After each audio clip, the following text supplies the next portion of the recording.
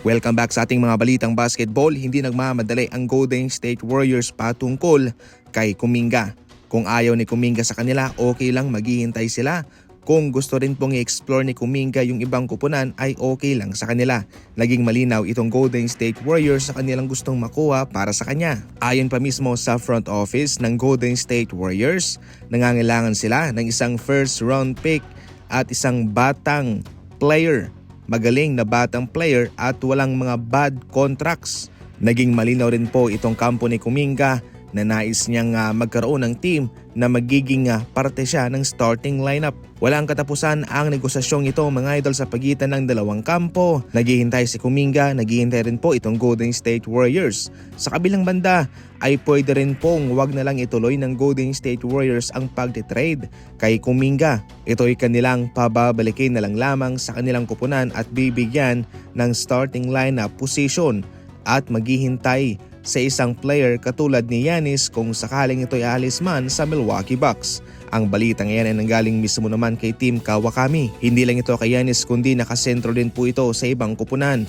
Kung gusto ng Golden State Warriors na magpakawala ng isang high level na player ay nais na rin po nilang makatanggap ng high level na manlalaro o isang veteranong star player para makatulong sa kanila. Sa ngayon mga idol ay marami ng mga fans ng Golden State Warriors ang napapagod patungkol dito sapagkat palagi na lang mga rumors at wala namang nagkakatotoo sa kanilang mga sinasabi. So far ang lahat ng ito ay nakadepende rin po kay Kuminga kung ano ang kanyang magiging next move.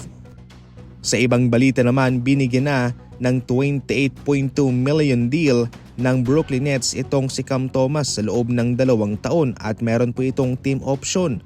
Mababa po yan sa gustong makuhang kontrata ni Cam Thomas. Itong si Cam Thomas ay nag-average ng 24 points, 3.8 assists and 3.3 rebounds sa kanyang 44% sa field sa loob ng 25 games sa kakatapos lang na season.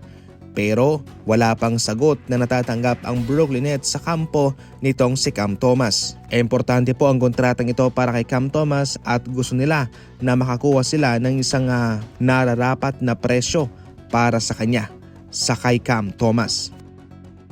Sa kabilang banda ay hindi rin po nasisihan itong si Josh Giddey sa kanyang contract negotiation sa Chicago Bulls. Sa ngayon mga idol ay tahimik ang kanilang usapan.